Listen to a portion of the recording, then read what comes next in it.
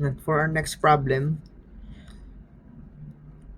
if the sum of the first 13 terms of two arithmetic progressions are in the ratio 7:3, find the ratio of their corresponding 7. Medyo ano na to, yung difficult na, no? Usad na natin itong picture. Pati ako ba't tumataas? Sige. Ulitin natin na. If the sum of the first 13 terms of two arithmetic progressions are in the ratio 7:3, find the ratio of their corresponding 7th term. So, meron daw tayong dalawang arithmetic progression. Let's say, AP1, AP.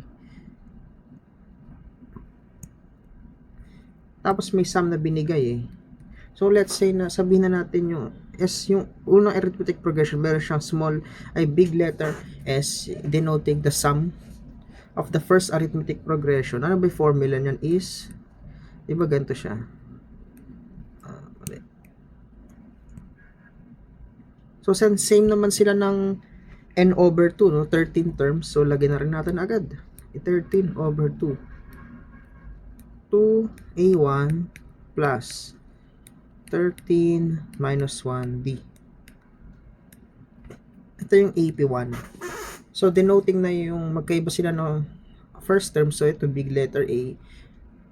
Magkaiba sila ng common difference which is D. So, yung arithmetic progression 2, ito 1, ito 2. Sabi natin small letter S siya.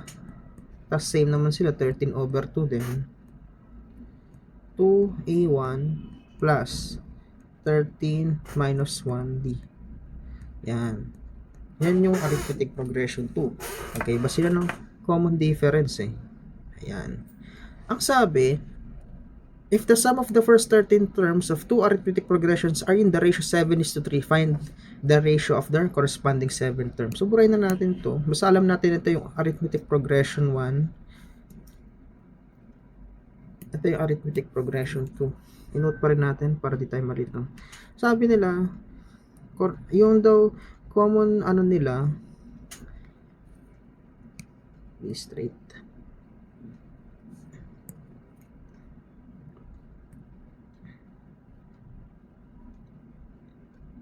Yun daw, ratio nila is 7:3. So, equal to sa 7 over 3. So, paano ba sinusolve yan? So, tanggalin na rin natin to. So, i-note natin na ito yung 4 arithmetic progression 1. Ito ay 4 arithmetic progression 2. So, pag i-simplify lang natin siya, burahin lang natin tong sobra.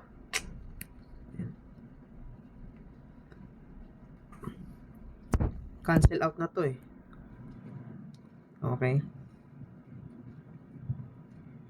Simplify lang natin. 2a1 plus 12d over. Simplifying lang to guys ha. Simplify lang to ha.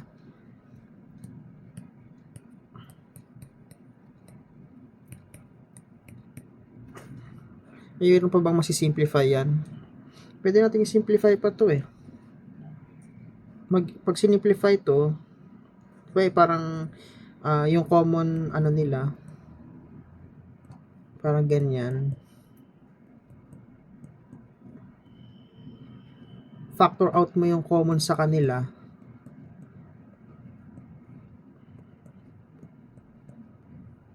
Tapos ito cancel ulit.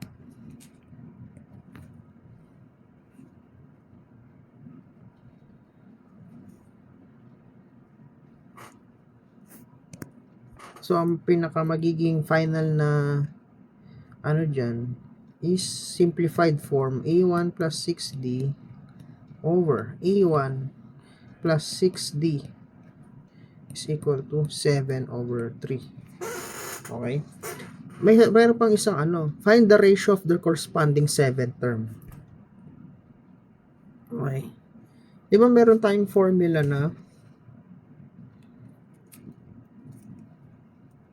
an is equal to a1 plus n minus 1d. So, for the arithmetic progression 1, yung AN niya is itong A7 is equal to A1 plus, ano ba yung N niya? Di ba sabi na dito 7 term. So, 7 minus 1, common difference D. Okay. For the arithmetic progression 2, di ba yung A7 naman niya is equal to A1 pa din plus 7 minus 1D. Okay, ulitin natin na bakit 7 na. Kasi, dito sa second statement, ang pinapahanap may 7th term. So, siya na yung N natin. Okay, yung 7 na. So, pag sinimplify ito, ito yung hinahanap na ratio eh. Yung ratio nito. Pero simplify muna natin to. Di ba pag sinimplify yan, magiging A1 plus 6D over A1 plus 6D. Yun daw, yung ratio daw niyan. Pero pansin nyo ba, yung pinapahanap sa ating ratio ng 7th term, pag pareho lang nito. So, dito natin lagay sa taas. So, therefore, conclude na yun palang ratio din ng 7th term ay equal sa 7 over 3 o 7:3. Pareho lang yung ratio ng corresponding 7th term dun sa ratio ng sum na first 13 terms sila. So, yan yung final answer natin.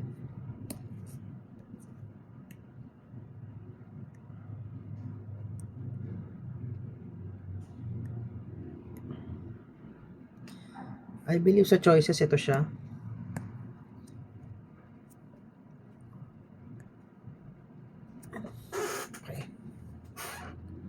So, meron na lang tayong last two problems, no? So, sa next video na natin siya kasi medyo mahaba siya i-solve. So, kanya lang i-solve ang arithmetic progression. Basta sinabi ko na sa inyo, pag kabisado niyo mga formula, alam niyo kung ano yung A1 and minus 1D, and paano niyo i-interpret yung problem, masasagutan niyo yung problem. So, for our upcoming videos, guys, and sa natitira natin dalawang problem for arithmetic progression, please like and subscribe and hit the bell button para updated tayo sa mga future posts. Padayon, engineers!